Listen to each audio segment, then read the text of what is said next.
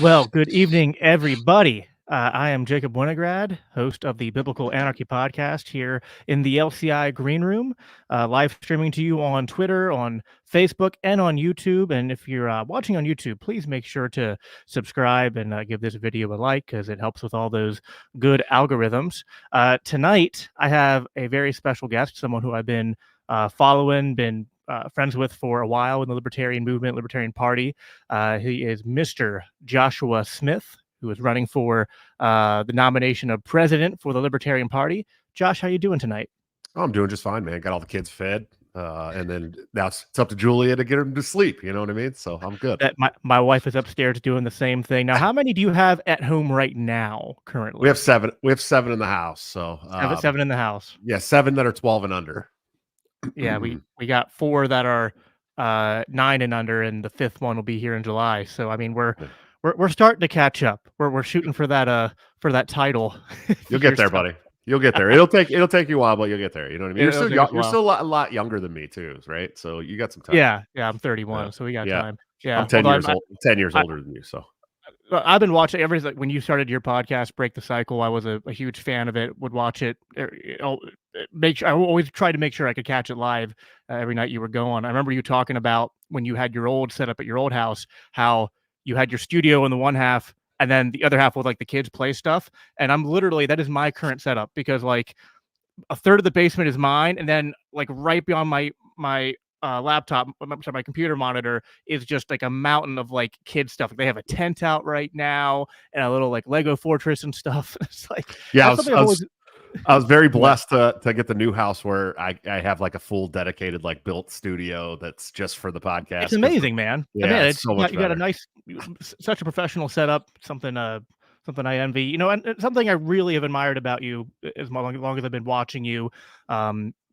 In the years that you've been involved in the party, and obviously you're both in the Mises Caucus, is that you have put a lot of work into setting your house in order. Like, I was a big Jordan Peterson guy. Jordan Peterson, as bad as he is in foreign policy these days, I will always love the man for the role he played in my life. He helped he was there when I was coming out of the left and was trying to like remake my political ideology, remake my philosophical and sort of religious ideology. And Jordan Peterson was instrumental in that. And like one of his basic rules is, clean your room, set your house in perfect order. And you did that, and you did that in just unbelievably tough circumstances, while you were under a lot of intense persecution because of the consequences of being involved in politics. But you didn't let it crush you. Instead, you came back stronger, and got your family and your house, everything under one roof. And I just think that's an incredible testimony that you get to give to people. And then you also have were baptized in the last year, right? Yeah, it's been in the last year, maybe year 2 months or so. So it's a really cool story too. I've been wanting to get baptized for quite some time now. And for people that don't know, we adopted 2 kids in October of 2020. They're actually the younger siblings of my oldest daughter, who I got custody of in 2022. That's part of the getting my house in order thing that you're talking about. Is I've been fighting to get custody for 10 years, and was finally blessed to get it. And along with her came her 2 younger siblings that aren't ours biologically, but we were happy to take them, and they've been with us for almost 4 years now. My ex-wife and my oldest daughter's mom and these kids' mom was super anti-Christian, mad at God for everything. Actually, I saw a post today on Twitter that really resonated with me. It says, "I've never met an atheist that actually doesn't believe in God. They're just mad at them." And that's the truth. Like, there's so many people in the atheist movement that are really just mad at God and blame God for all the ills of society and all the problems in their life. And so she was mad, and basically, God was the devil to her and had raised her children that way. And my 12-year-old son, we were going to church. We go to church every Sunday. I was working a lot of Sundays. I couldn't always go. My family's always in church. And so, we would invite them, and they didn't want to go, and it's like, that's fine. We're not going to force you to go. You know what I mean? We're not going to force you to be at church and force you to listen to the word of God. But just so you know, they do have cookies and lemonade on Sunday mornings that you guys can have if you come to church with us, and it's free and you don't have to worry about it. And so, somewhere down the line, my boy, because the at the time 6-year-old girl who's now 9, almost 10, she started going with us pretty quickly, and then started reading the Bible and was like really kind of enthralled by the Bible and enjoyed it, and she's kind of found God on her own, which was really nice at a young age. But my boy, he decided one day, I want to go to church with you guys. I'll go to church with you. And he started going to the youth groups, and he really enjoyed it. He was 9 at the time, maybe 10 when he started coming with us. And fast forward a couple years, and he's like, Dad, I want to get baptized. And I was like, I'll get baptized with you. We'll do it together. You know what I mean? I'll go in there with you, and we'll give our testimony together. And so we did, and he loves it. And now both kids have been in Awana for like 3 years, 2.5 years. My son now is in like the older kids, like middle school youth group, loves it, goes every Wednesday, really enjoys the word. I mean, it's funny because he's kind of become conservative as well. And I think along with Christian principles, you kind of become more conservative, at least in your personal life. There's these things where you believe the word and you want to follow the word, and it's got to change your life if you want to follow the word. It's just how it works. And so he's like, I tell the story a lot. It's really funny, but last year in 6th grade, the teacher was having them every day. They did 20 minutes of CNN. They had to watch CNN in class. And he came home. He's like, Dad, I don't really want to watch CNN. It seems like they're kind of lying to me, we have talks about politics and culture and things that are going on in the world all the time. And I try to tell him, what I believe is the truth, at least. And so it was kind of just funny for him to come to his own conclusion on that. And I said, well, you don't have to watch it. You shouldn't have to watch it if you don't want to. They can't make you watch it. And he said, okay, well, what should I say? I said, tell your teacher your dad said you can't watch CNN every day. And so he told the teacher that, and the teacher started putting him in the hallway during CNN 20 minutes, and he get to go sit out there in the hallway by himself. And one day he came home, he's like, I don't really like sitting in the hallway. This is unfair that they make me sit in the hallway, but I don't want to watch CNN. And I said, all right, Dad. Well, I said, all right, bud. Well, why don't you ask your teacher next time you guys start CNN, the 20 minutes, why don't you ask him if instead you can watch Alex Jones? See what he says. And so he actually did ask his teacher, can I watch Alex Jones? Can we watch Alex Jones instead? And he goes, why would you want to watch Alex Jones? This is the first question, and he told him, it's because he's going to tell me the truth. I want to hear the truth. Can we watch Alex Jones? He said, we're absolutely not watching Alex Jones in there. I believe not long after that, they quit doing the CNN 20 minutes. In class. So, but he wears a taxationist theft hat to work or to school a lot, which I think is funny. He's always getting comments from teachers because their salary is paid by taxes. And these two children, for you guys who don't know, one of the stipulations of us bringing them to our home was that the state required we put them in a public education system of some sort so that they had monitoring. So there are only 2 kids that actually go to a public school. And so it's actually fun for me because my son is so like he's already like a libertarian at heart. I came to it on his own mostly, but I mean, with me just trying to explain things in like a loving, fatherly kind of way, not like forcing any of my views on him. But you bring up Jordan Peterson, and this is my about 1.5 years ago, he showed up to school with a airsoft gun that his cousin gave him without us knowing. And that's bad. I mean, like he got caught with it. He could have they actually could have put him on probation and done all this stuff to him. But they let him off easy. He just got suspended for like 2 days or whatever. And so he was grounded for 60 days. I'm like, you're grounded for 60 days.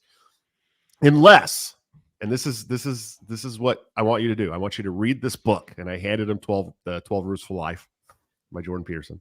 I said, I want every chapter. I want you to stop at the end of the chapter, write a summary of the chapter and why that rule is important to your life. And I'm going, kid's going to be grounded for 60 days. There's no way he's going to do this. And probably 13 days in, maybe less, he came to me, said, all right, Dad, I got it all written out. You want me to read it to you? I said, yeah, I want you to read it to me. And man, it was like one of the most proudest, like fatherly moments I'd ever had, because he literally a full paragraph summary of every chapter, why the rule was important in his life. Specifically, it had to be like to him, right? He did such a wonderful job, and he's so well-spoken and smart. And he was invited and accepted to be in like the GATE program this year. So he's like gifted and talented. This is a kid who never went to school till the 4th grade, no kind of education whatsoever. So it was really cool. It's a really cool moment for me. And, to get baptized with him and in front of God and Jesus in the congregation and give our testimony was really, really great. And, I've kind of moved away a little bit from the evangelical, like, kind of churchy thing. I still go on Sundays sometimes, but I'm moving more towards the Orthodox religion. And I know you've seen me talk about that in Orthodoxy and why I think it's it won't cuck to the social left of the West, and Yeah. that's a good thing. But I still go to that church sometimes too. So Yeah, it's such a tough thing, and I understand what you mean by that because I find myself blessed by being at a very good Protestant church that didn't. I mean, they had no choice but to kind of shut down because they don't own their building. Our church meets in a YMCA and like a sure, joint partnership, but like they would have stayed open if they could have. As soon as they were able to come back, they did, and they encouraged people to meet in their homes. They were not enforcing mask mandates or anything like that. And they're very good on they're on the right side of all these culture war issues. But when you look they're at few and far Protestantism, between right now, dude. right, if you look at Protestantism as a whole across the country, it's a mess. Yeah, And I understand why a lot of Christians, a lot of conservatives are looking more towards those older traditions of because you can to some extent, trace certain tendencies in Protestantism to liberalism and liberalism to kind of what we have today. And I guess on that, regardless of sort of like the squabbles between in Christianity, which are interesting, but not necessarily what we're here to talk about. But as the it funny pertains thing is to that all oh, the go ahead. differences are so minute. They're so little and Oh, they tiny. are. It's hilarious. And what's funny is that like sometimes I'll get people certain Protestants who get really caught up on that will give me crap because they'll think I'm being too friendly with the Catholics and the Orthodox, but I'm just like, we like, honestly, like, other than, like, the role of church authority and things like that, and maybe, like, slightly different views on the sacrament, but I was like, but, like, on the majors, like, we agree, like, there is too much stuff going on in the world right now for us to be enemies and not to be uniting as a united, like, the church, the body of Christ. Right. And I think so one of the things I like about you being in the race, you being in politics in general, is that and this is something that you've grown into, is that you very much understand which is something that I have always been trying to push, is that libertarianism is just nowhere close to enough. No. It's just not. Without Christianity, libertarianism becomes this like do what thou wilt. It becomes very hedonistic. It adopts like a libertine social ethic, and I mean we saw what those forces did to just the Libertarian Party. And if we were going to have, if you're going to imagine that scaling out to the entire country, I mean it's that would not work at all. And so your campaign, although you're doing it within the Libertarian Party, the way it comes across to me is like you're not even like unlike a lot of libertarians who sort of like are bleeding heart libertarians, you're kind of like, no, like I'm a Christian, I'm a father, I'm a husband, I'm an American first guy. And yeah, like, then 80% of your platform or more is like libertarian ideas because libertarian economics and understand and libertarian views of governance are mostly right. But like you've done a good job in your platform of like fusing these things together in a way that is actually like I can't to people in my congregation, if we had other, and also disclaimer, Libertarian Christian Institute is a 501c3. We don't make any political Right. endorsements or whatnot. But just me personally, if I was going to someone at my church and being like, "Hey, you should vote Libertarian," and the top of the ticket is Chase Oliver, I'm not going to be able to sell that to anybody Right. at my church. I'm not going Right. to be able to sell that to people in my workplace. You know what I mean? But you're someone that I can, share the things you say, share the content you produce to people I work with, the people I go to church with, because you're presenting libertarian ideas, but you're presenting them in a cultural package that I think that actually resonates with people because it speaks to them where they're at, speaks to their values. Sure. And I try very, very, very, very hard to sell my libertarian principles to sell my Christian principles. Let's back it up. To sell my Christian principles in a way is libertarian. When I attack the angle of pro-life, which I am the only pro-life candidate in this country today, right now. I'm the only one. That's it. Unless I guess you can consider Toad as well, which is fine. But I'm the only one that thinks that, murder is bad and should be illegal. I'm the only one. There is no other candidate running for any party today that believes this. And I get a lot of this. Well, you're just a Christian nationalist, and I'm like, yeah, maybe there's some merit to that, right? Maybe there's some merit to me being a Christian nationalist. And you know what? For all intents and purposes, I don't have a huge problem with Christian nationalism, but I don't believe that it needs to be forced on everybody. But I do believe that people need to be told they're not allowed to murder or they'll be punished. But I've been able to kind of sell that principle as a libertarian principle because we are so big on the right to life, right? I mean, when you think about it, the Constitution tells us that we have the right to life.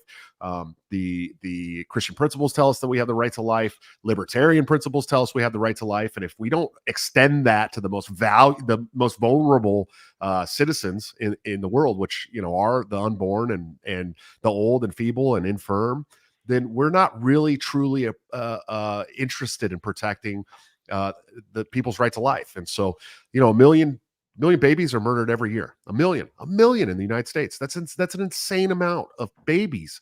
And it's been sold to us as this, it's a freedom to choose issue. It's a rights issue. It's, you can't say that or you're not a libertarian. And I believe the very opposite. I believe that if you're selling that it should be okay to murder the unborn child, then you're not a libertarian. Then you don't actually care about the right to life. And so I've been able to sell it in that light. And I think it's done really well. But, at the end of the day, my principles are very important to me. Right. And to me personally in my life, especially, Christian principles are always going to be first.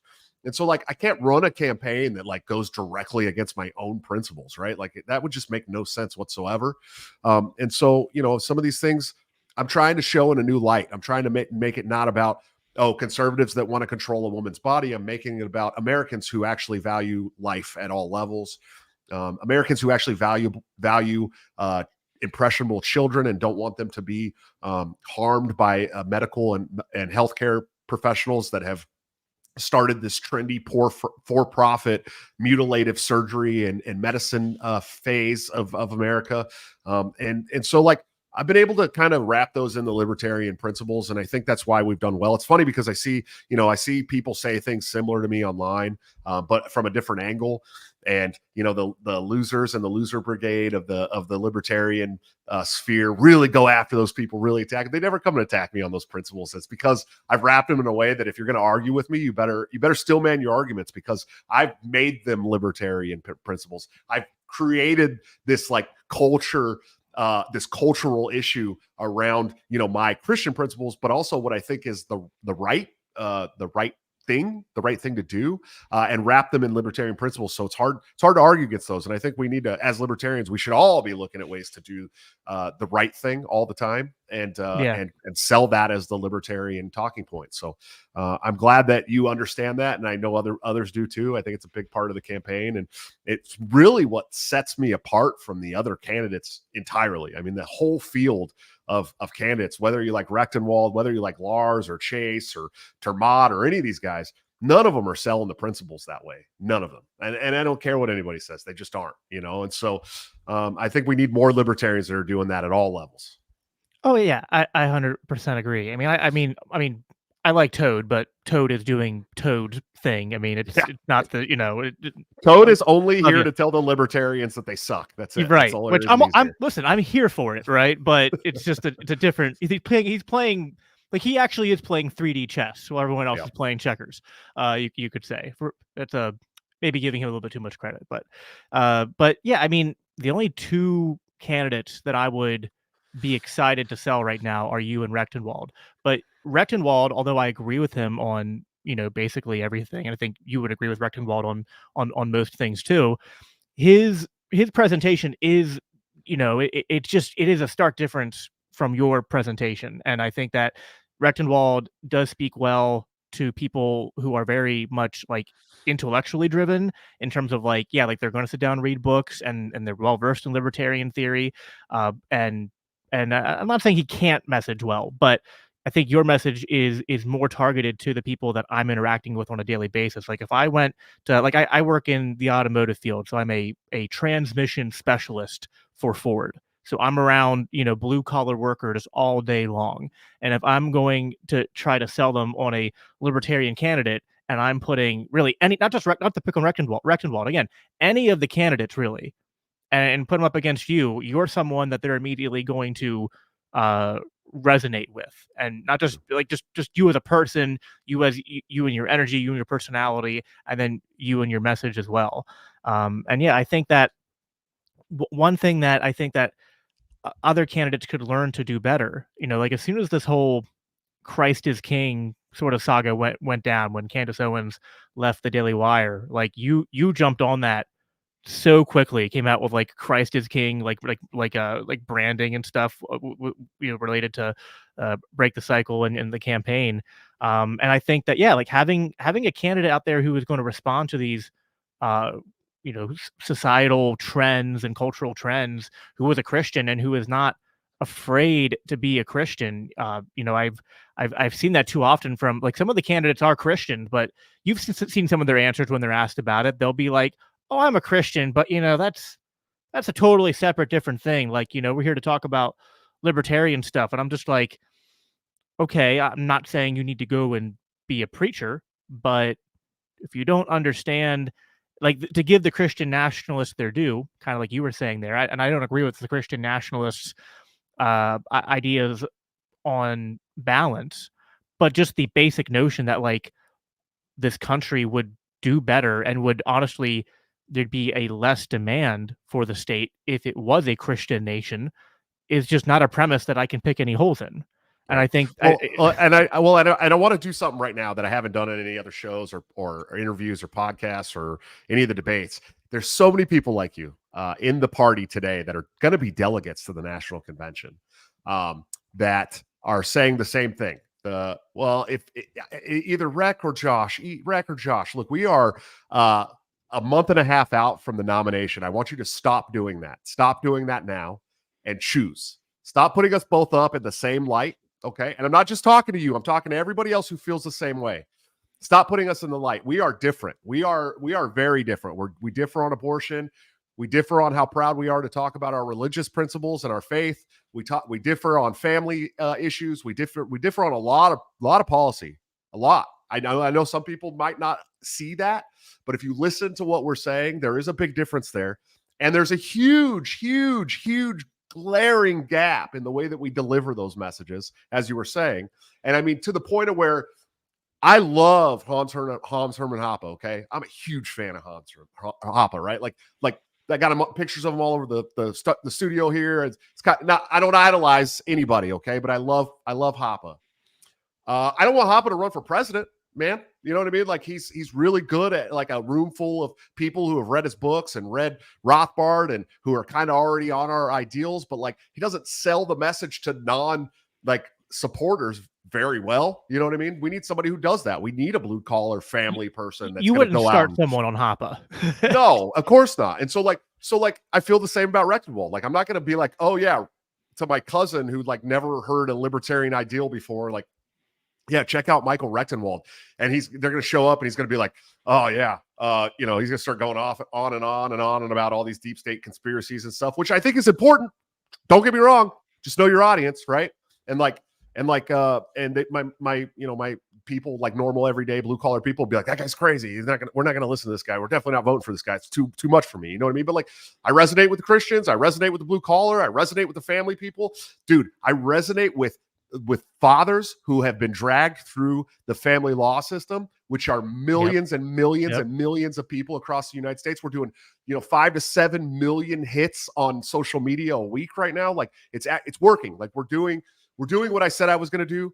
We're doing a lot like what I wanted to see out of a presidential candidate. Should it have been a Dave Smith run, right? Like maybe I'm not as cool as Dave Smith or as funny as Dave Smith, but we're reaching that crowd that we want to reach. And we're talking to some really big names about getting on shows and doing all the things that we wanted to see. So I'm doing that without the help of the MC this year. I'm doing that without the help of Dave Smith at all. I mean, he won't even mention my name anymore. I think that's a huge deal to like make that separate, to like say like, okay, I used to say if it was Rec or Josh, but now I'm saying it's Josh or Rec, if that's what you want. You know what I mean? But I think we need to really hone in on this going into the national convention in DC It's just a month and a half away, man. It's time. Well, No more riding the fence, guys. We gotta pick now, because we gotta show up to that convention confident and ready to go, man, because we want to hit that 50 state media tour as soon as it's over. Right. And like I said, I can't make endorsements from this podcast, but I will agree with what you're saying, that as much as, and what I was saying, to be clear, was, I think in terms of candidates that I would support if they were on the ticket, Sure. it would be you and Rec. And then after that, listen, I like Termat, but I just don't think that he's someone that's going to run a good campaign, would be good branding for the LP, and everyone else would be, but Termat would be less disastrous than the rest of them. The only people who I think would not be disastrous and who would actually do a good job would be you and Rechtenwald. But you are playing, although I think there's overlap, you are correct. There are very different, games you're playing. The one on the issue of abortion is something that, you actually just released a like a little video today on social media, which you shared, and I reshared, and you kind of, touched on this about 10 minutes ago. But on the topic of abortion, listen, I understand the Christian or pro-life ANCAP position, which is like, yeah, abortion should be banned, but in terms of like strategy and implementation, should we be focusing on federal level bans or focusing on state? Like, I get that. But if you're running for president, rather than obfuscating the issue by trying to like, well, we're going to talk about abortion, but also we're going to like try to talk in that's just not, that's going to go over people's heads, and they're not going to come down with the conclusion of, oh, they're pro-life, but they want different implementation. They're going to probably, because you have the word libertarian associated with you, just assume that you're finding a weaselly way to be pro-choice. And so I think that, this is a criticism that I think is fair to give to Rechtenwald, is that even though he tries to kind of say I'm pro-life and then couch it, I don't think that's going to resonate with a lot of the conservative pro-life Christian population, because they're not, listen, like if you make them libertarians first, then there's a little bit of nuance there that I'll grant to people in terms of how you would implement a libertarian policy on abortion. But the full stop in terms of what the messaging campaign should be, in terms of like, what is morally right, is to say, full stop, abortion is murder, and a civilized society should not allow it or be, permissive to it. It shouldn't be to underplay the evil that abortion is. And it should be, I mean, this is one of the reasons that the MC attracted me to the Libertarian Party, was like, we need to kind of, shape the branding of the Libertarian Party to get away from this very libertine, very the sort of ethos that spits in the face or like sticks their nose up in the air to the idea of taking personal responsibility. The idea of like, listen, it's your body, your choice, but if you choose to have sex outside of marriage and you get pregnant before you want to, like, sorry, that doesn't give you, you're now on the hook. Yeah. It's like, yeah. Oh, you're forcing me pregnant. Like, no, you forced yourself to get pregnant. I'm just telling you can't kill somebody. You're on the hook like every man who gets on the hook legally as soon as a baby is made. Oh, shucks. You know what I mean? Like, at the end of the day, that's really what it is. Look, if you have a baby as a man and you don't want to have that baby, guess what? Nobody cares. Nobody gives a shit. Sorry, excuse my language. I know I'm on the libertarian Christian show. I do cuss a lot, and for those who don't know that, I was a sailor too. It's hard to get rid of. But so like every man who has a baby out of wedlock or just from like a random night or anything, right? And the woman decides to keep the baby, that man's on the hook. He has no rights whatsoever when it comes to, to that baby. The state will tell that man what he can do, how he can raise his child, how much money he has to spend. I mean, everything. 100%, the state will dictate how you have to be a father. Okay. But if a woman doesn't want a baby, she just goes down to a place and has the baby murdered. I mean, that's just a glaring inconsistency in principle to begin with. But here's the thing, man. Like, this is a right to life issue. It's not a right to choose issue. And I think that, it was purposely painted as a right to choice issue in the olden days, we'll call it, when Margaret Sanger created Planned Parenthood and started putting them in Black communities, low-income Black communities, to genocide the Black population in the United States. She said this. I mean, this isn't like a conspiracy theory. She was very clear about this. And so, like, So like, but to get it to happen, they couldn't just be like, go kill your babies. It'll be better for society. They had to say, hey, if you can't afford a baby, you can do this. This is your right. This is your right. But the truth is this is a right to life issue. It's not a right to choose issue. It's not the right to a woman's body issue. That's a separate body. It's a completely separate life with its own being and its own, consciousness. And so like, no, it's not a right to choose issue. It's a right to life issue. And libertarians have got to be better on this issue. They've got to stop just giving this like, moderate, like I'm on the fence. Yeah, I'm pro-life, but I don't think we should legislate morality. Like argument is just, it's dead in the water. It does nothing. You're not going to get the left to come and vote for libertarians, period, plain and simple. The people you have to choose from are much more conservative. If you're not going to be strong in this stance, then you're no different than what Trump just put out today. You know what I mean? And it's like, here's the thing. Like, yes, the Republicans and Democrats have to worry about getting elected. We don't got to worry about getting elected in a presidential race, right? Like, so like me just dropping principle to try and get elected in 2024 is just a total waste of time. Why wouldn't it? Look, we have very specific goals in this presidential campaign. Okay. One of them is to get on big alternative platforms. Okay. The biggest alternative media, or the biggest media in the world right now, is alternative media. Okay. Joe Rogan, Patrick Bet-David, Sean Ryan, like these guys are way bigger than CNN. Tucker Carlson, these guys are way bigger than Fox. Okay. They have like 3 times the viewership of CNN daily viewership. So like we want to get in front of America and tell people these principles. But here's the thing, like, if you're just going to sound like the other candidates, then like no one cares. No one's going to care, right? So like one of our very like moderate, like achievable goals is to get 5% in this election. Okay, 5% will make us, the libertarian king. Okay, nobody's ever gotten 5% in the Libertarian Party. There's a reason for that, because we play this like, oh, well, maybe if we pass the fair tax, and maybe if we just cut a little bit of Social Security, and maybe we'll just roll back a couple of the drug laws, and we won't get rid of this gun law, but this one.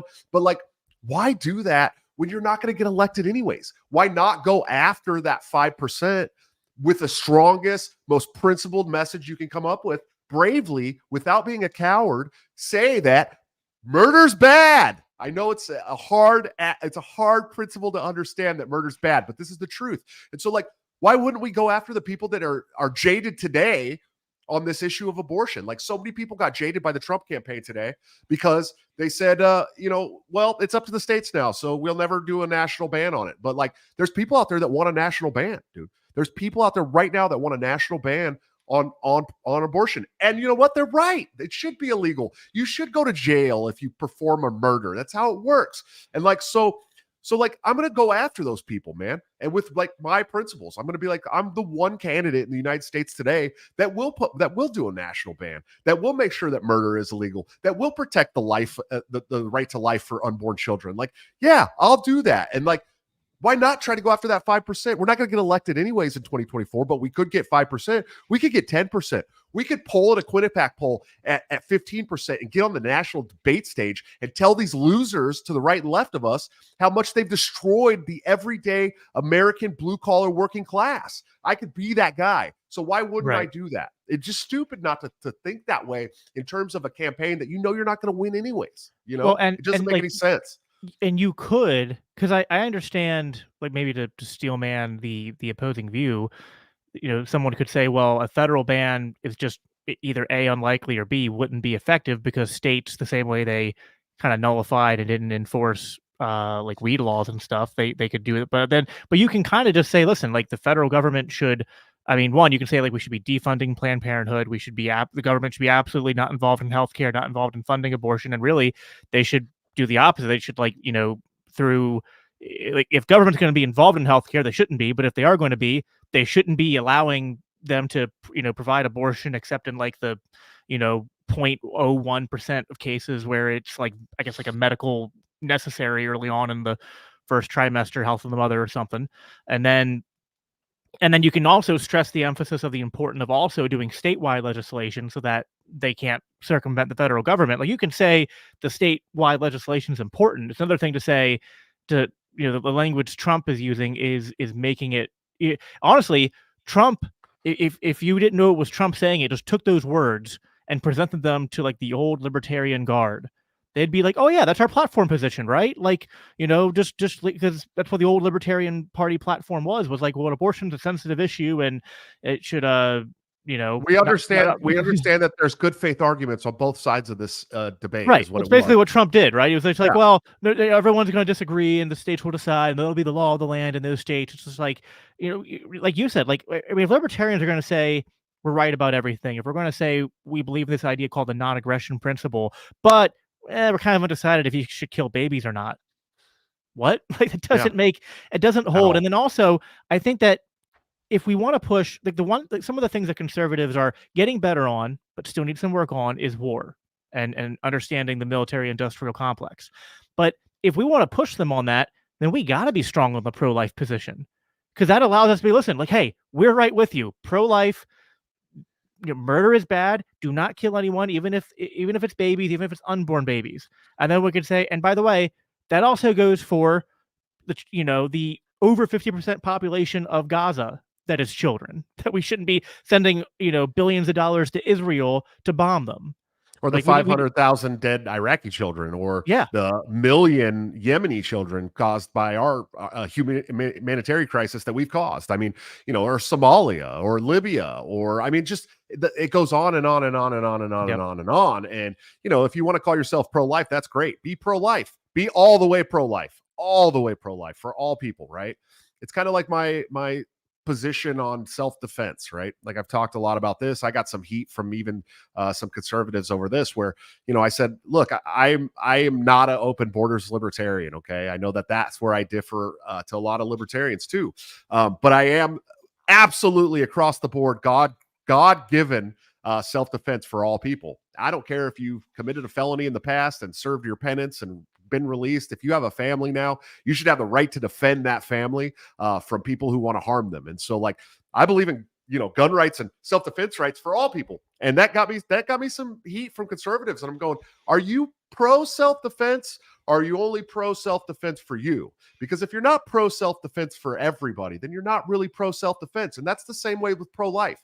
You're either pro-life for everybody or you're not pro-life. That's the truth. That's how it works. And I'm pro-life because God compels me to be pro-life, because I think that everybody has the right to life. I think that, even politically and in our Constitution, like I said, it gives you the right, absolutely, the God-given right, protects the God-given right to life. And I don't think you can be pro-life if you're pro-bombing innocent people, if you're pro-shooting innocent people, if you're pro sucking out living beings from a mother. I mean, if you're pro any of these things, you're not pro-life. Stop calling yourself pro-life. That's not pro-life. Pro-life is across the board pro-life, period. And I'm sick and tired of people being like, oh, I'm pro-life, but there is no but after pro-life. You're either pro-life or you're not. It's a black and white issue. And I'm sick of it being painted as a well, the left dictates this morality and the right dictates this morality. No, like, morality is that you don't kill people if you're pro-life. yeah. Libertarianism needs virtue. And I feel like for too long, this whole, and even from people who were more in like the Mises Caucus camp, who I feel like should know better, have found themselves falling into, even if they don't use this language, they're just using well, we're not left nor right, and we're fiscally conservative and socially liberal. I'm like, no, like, listen, I understand libertarianism is a thin political philosophy, but because it's a thin political philosophy, it needs to be, subset to a higher set of principles. It needs to be subset to virtue, to reason, to common sense. And if we can't have, like, we're not talking about what denomination religion that you should be a part of. We're not talking about like, if you put your kids in private school or homeschool them, or I mean, there's so many things that, yeah, like, we should not be pushing certain preferences on people. This isn't a preference. This is like the basis of a libertarian legal order, is that, like, it's the non-aggression principle. It's like, if you believe in that you should not initiate violence against peaceful people. uh, what aggression has a fetus committed? What I mean, Right. sorry, I shouldn't use the fetus. What a aggression has a baby committed?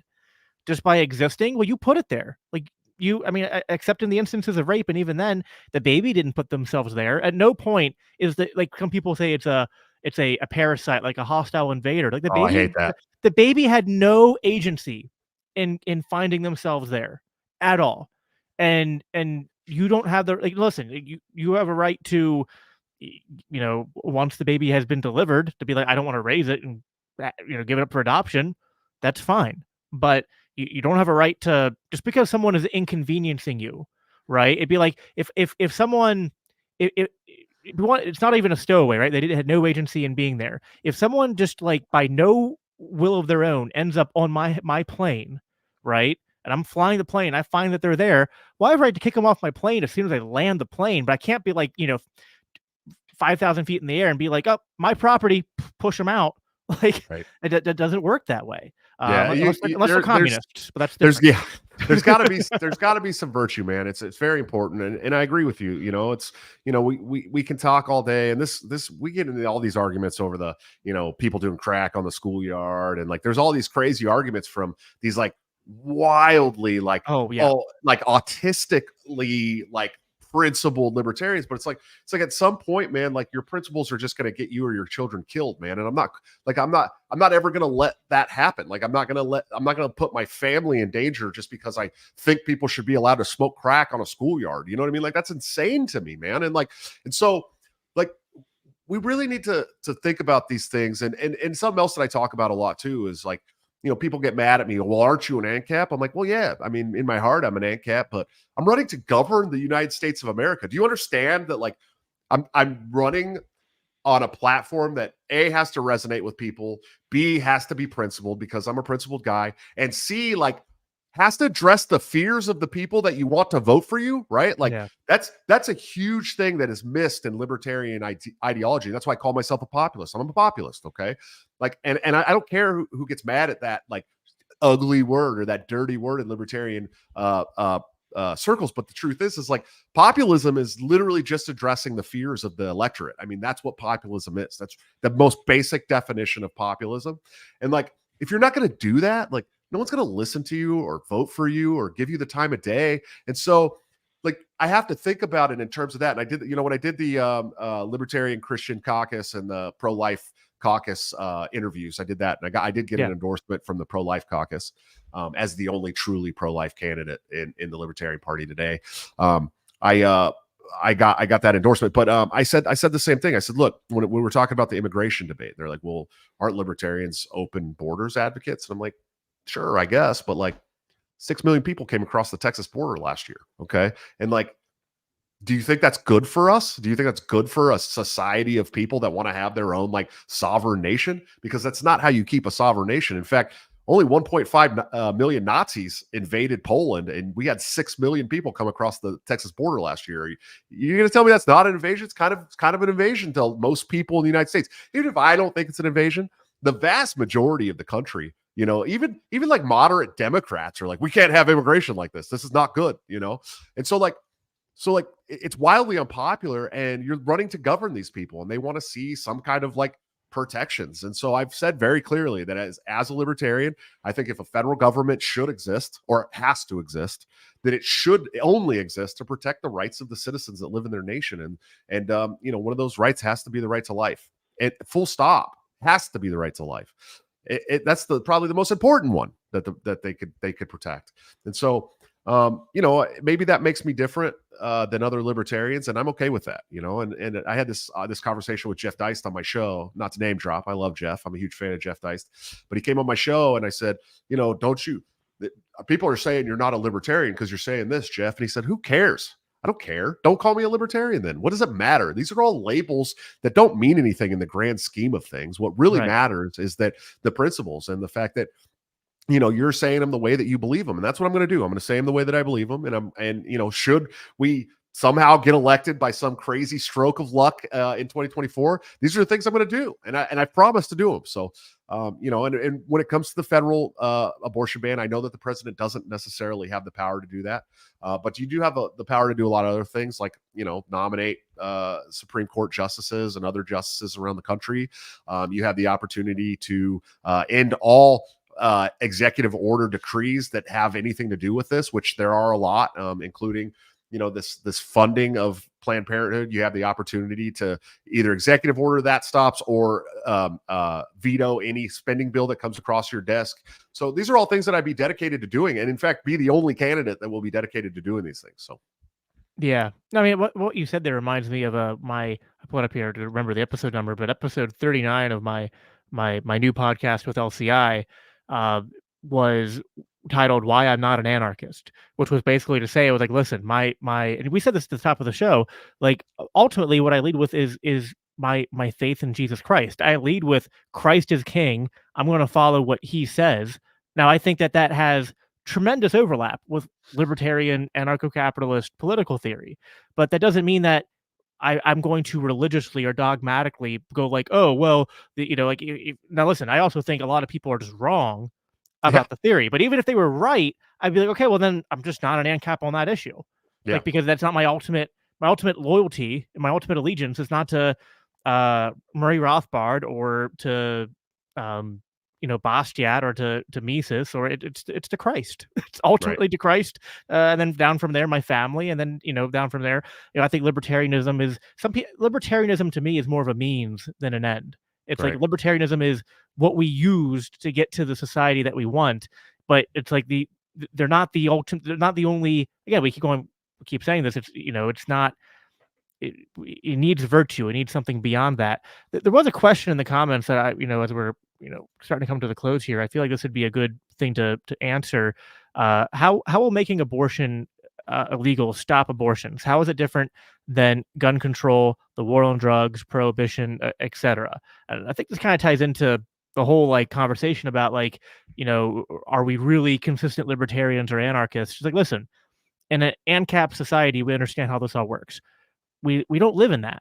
We have states. So it's like, are we saying we should abolish all laws? Like, should we not have laws against murder? Should we not have laws against theft because we're against the state doing it? Like, I get the heart of what Morgan's asking here, but I feel like, like the problem with with the war on drugs is that there is no violation of anyone's rights if they're just shooting up drugs in their own private property. I mean, I can take this. This is a really easy Yeah. argument, and the truth is when people die by guns, we don't prosecute the guns.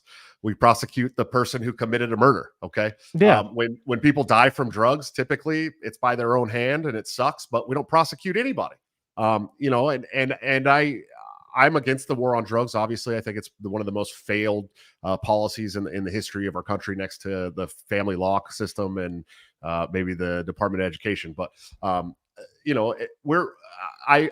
100% would promise I will never ever put forth a national ban on firearms to stop murder. But I will not, and I'm gonna be very clear here. I absolutely will not make murder legal. Okay, and right now, murder is illegal. Today, murder is illegal, and that's okay. You think that's okay, right? There's a federal ban on murder, in case you're wondering. You can go to federal prison for certain kinds of murders. That's the truth, right? So like, why is it okay to murder a child just because they're not born yet? Is that okay? Or should a murderer who murders a child that's unborn yet face the same consequences as somebody who murders an adult? Like, this is a completely different argument. We're arguing apples and oranges here. You're talking about a federal ban on a property because someone's been murdered. Like, that's a completely different thing than prosecuting the murderer, which we do already. And so, there's already laws in every state too, where if you kill a pregnant person, you get a double homicide charge. Okay. Yeah. So like, why is that okay, but not if a doctor does it at the hospital? Like, no, prosecute the murderer. Doctors that murder babies should be prosecuted for murder because they murdered a baby. I don't want the practice, litigate like I guess it's a private practice, but I'm not going to go in and tell the hospitals like, oh, everybody in the hospital's got to go to jail, or the whole medical industry. Oh, we got to shut down the medical industry. Like that's what you're arguing is the same thing. No, I don't want a federal ban on weapons because people get murdered. I don't want a federal ban on drugs because people die from drug overdoses. I want a federal ban on murder, which we already have. I just want that to extend to babies that are not born yet. That's the argument. That apples and oranges argument is there is no overlap there. It's completely separate arguments, entirely separate. Right. I And I know. think, Wait, I do want to say that I yeah. love you, Morgan Rigg. You're great, man. Morgan's cool. He's a Oh cool yeah. guy. If you haven't ever met him in person, he's great. I've interacted with him with a lot Yeah, he's on great. social media. And I do like Morgan. One thing we can close on here, I think, that ties into this is that you talk a lot about the like Title IV stuff and how like the state has clearly like an agenda against the family, and I think abortion ties into that as well. I think we as libertarians need to be just like read the room and decide that we're not going to carry water for the regime. We're not going to be useful idiots for the people who hate us. Right. And that's kind of what changed my mind on the border, because I used to be more of like the I don't know, like, I guess open borders is better than closed borders, kind of, on the libertarian thing. And I'm still kind of like, now I'm kind of more in the middle there, because I'm like, I don't know, like it's getting crazy.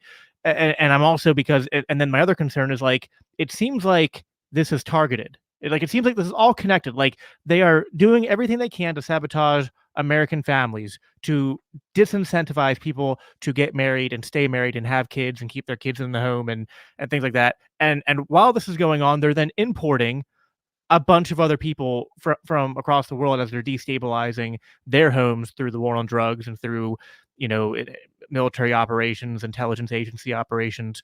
It's like so we can see all this is going on, and then you're saying the libertarian position needs to be that we just need to be like, well, it sucks, but we can't do anything about it because it would violate our principles. I'm like, you know what? Like, if our principles lead us to supporting what the state is doing, we need to backtrack and figure out where we went wrong. That is an intuition that leads me, is that we should never be, repeating what the regime wants us to repeat. We should never be, like, handing them with a silver platter the consent to do things that they want to do. We should always be wary of that. And so whether it's abortion, whether it's these family laws and whatnot, whether it's the border, we need to realize that there is a war against the family. I know that's something that you've talked a lot about as a family person. So maybe talk a little bit about that part of your platform here before we close out.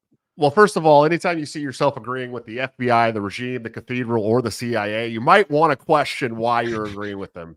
Right. Anytime. I mean, I don't care what it is. They could be like, oh, poodles are the greatest dogs ever, and I'd be like, I think maybe we got to genocide the poodles, and I mean that. I just, it's so hard for me to hear anything from these people and believe it. But yeah, look, there's an absolute targeted attack on the family in the United States. Look, I want to preface this with I'm not a white nationalist at all. I don't think that our country has to be a white country, okay? And I know that some people who follow me might be mad at me for saying that, and a lot of people who follow me would be like, "Yes, you do." But the truth is that the Great Replacement is not a Nazi or white nationalist talking point. It's happening in front of your face right now. It's absolutely 100% happening. It is not a conspiracy theory, and there's so many avenues under which they're attacking this, and they're doing it on purpose. Let me ask you something. America is the greatest military power on earth, okay? In history, in the history of Earth. There is no debating that. It's undebatable, okay? We're the wealthiest nation. We're one of the youngest nations, okay? Do you think that evil and bad people wouldn't see that and want to take over the power? Do you think that that's not happening today in the United States? Look, half of the elected officials in our state, our house today, okay, have dual citizenship. Okay, many of them with Israel. Okay, almost all of them are funded by AIPAC. Okay, the American Israeli PAC. Okay, almost all of them, like 90% of them. It's insane. Okay, And by the way, I'm Jewish. Josh is part Israeli, so don't even come at us with the dumb anti-Semitism. I don't even care. I don't even care about the anti-Semitism know. moniker anymore. I got a Gaza poster behind me. I've been this way for a long time. I think that Zionism is absolutely disgusting, but there's a whole other aspect to it that nobody talks about. But it's deeper than that. That's the Zionism. I rail on Zionism and the Israeli state and how they've controlled our politics and our warmongering and all this stuff for so long. And it's true. It's undebatable. You can't. I'll still man that argument anytime anybody wants to have that debate with me live. I can guarantee you that Israel controls our government and has for a long time. And I'll bring the receipts if anybody wants to show it. But the truth is that, the absolute invasion at the southern border 100% is focused and targeted and on purpose. In 1971, they passed Title 4D of the Social Security Act. If you aren't familiar with that, what it does is for every 88 cents that a state spends on family law system, not just child support, not just child support enforcement, not just taking dads to jail, not just mediation, not just home evals and all this stuff. Everything. For every 88 cents spent on those programs, the federal government gives them $1 of taxpayer money back. Okay, so in that time, just since 1971, okay, we're talking 50 years, right? 50 years. Yes, 50 years. Just in that time, we went from 1 in 60 children living in a fatherless home to 1 in 4. 1 in 4. That's an astronomical climb. Between that and the war on drugs and the war on guns and the clear displacement of foreign immigrants, the constant sending of money overseas to countries that give us nothing in return, they're absolutely trying to break down the family unit. And there's so many different conspiracies I could go off on about why this is happening, but let's just use one that's very clear that was told to us in the 70s when Yuri Bezmenov defected from the KGB in Russia. He showed up here. He said, look, I worked for the propaganda arm of the KGB. The communists are 100% invading your country right now through all of your institutions, your schools, your public libraries, your newsrooms, your politicians, all of them. They're all being infiltrated. And part of that is to break down the family. Look, communism can't exist in a country that has strong family ties and strong faith. It cannot exist. That's why they had to kill and excommunicate Orthodox Christians in Russia when they did the revolution, the Bolshevik Revolution. It absolutely had to be done because the Orthodox were too strong for communism. Okay, they knew that they could not take over this country. The communists, who used to, by the way, we used to relegate them to basements in little secret circles to talk about their communist ideals. They're now marching on our streets and telling us they're going to kill our landowners and our business owners. Okay, publicly every day on the news. Okay, so he wasn't lying. It was happening. It's happened. They had to destroy the family. They had to attack faith. They had to replace the culture that we had here, or they weren't ever going to be able to bring communism about. Now, let me ask you something. Maybe I'm wrong. Maybe you're saying I'm wrong, but if I'm right, if I am wrong, would it look any different? No. Would it look any different? Would we be feminizing our boys? Would we be stomping on Christian flags in the streets? Will we be putting up Baphomet statues at the State House? No. They're doing it on purpose to destroy your faith, to destroy your family, and to take over your government and pilfer your wealth and pilfer your property and eventually probably line you up against the wall. And it's time we had somebody who's brave enough to stand up to them and tell them no more. And I'm that guy. Absolutely. Josh, this has been fun. I think it's a great place to come to a close here because I think that is the strongest part of your message. Your platform ties everything together, and I think if you're a person of faith, if you're a conservative or someone who understands the problems going on with our culture here, then that message should resonate with you. Josh, you have your website up there, joshuasmith2024.com. Go ahead and give any other plugs you want to give here. Tell people about, if you want to make a pitch for delegates, tell people about LP National, the convention coming up, and then we'll wrap up. Sure. So we got the convention coming up in May in DC. If you're a part of the party, it's getting kind of late to become a delegate now. So hopefully, if you haven't become a delegate and you still have a state convention coming up, get your state convention, become a delegate, come vote for us. If you want to support the campaign, go to joshuasmith2024.com. You can do several things there. You can donate money. Listen, we cannot run a campaign without money. Okay, I've been running this campaign bare bones, shoestring budget on purpose. I didn't want to take a bunch of money should we not get the nomination, but we're getting really close now. We do need money for the national convention to set up hospitality suites, talk to delegates, try and get people to turn our way so that we can't get on the ballot. And if we do get on the ballot, we want to have money to run a full campaign after that through November. So please, we can't exist without money. Listen, even if I'm not your candidate, go to the candidate that you like and donate money to them. They can't do it without you. The Libertarian candidates just cannot contend with the two old parties without money. So do that. You can also sign up to be a volunteer. We need all the volunteers we can get. You can sign up for the email list. You can watch our videos, read a platform, all those good things there. You can check me out on Break the Cycle Tuesday and Thursday nights at 7:30 p.m. Central Time. And you can find that on YouTube at Fight the Despot, youtube.com/Fight the Despots, or on Rumble at Break the Cycle JS, I believe. I put out a lot of content there and all that stuff. But, I think most importantly, what I want to say on this podcast to end this one is thank you guys so much for listening to us. Christ is King. Jacob, you're the man. I'll check you later. Awesome. Thanks, Josh, for coming on. Always a blast. Appreciate what you're doing out there. Thank you, everybody, for listening. And until I talk to you guys again, which should be actually I have another podcast. We have two more podcasts this week. I believe we have one tomorrow. That'll be with Brian Nichols, and then we have one on Thursday with Ezra Wierik, if I'm pronouncing his last name correctly. So make sure you tune in for those. But thank you, everybody, for listening. And until then, till I talk to you again, live at peace, live for Christ.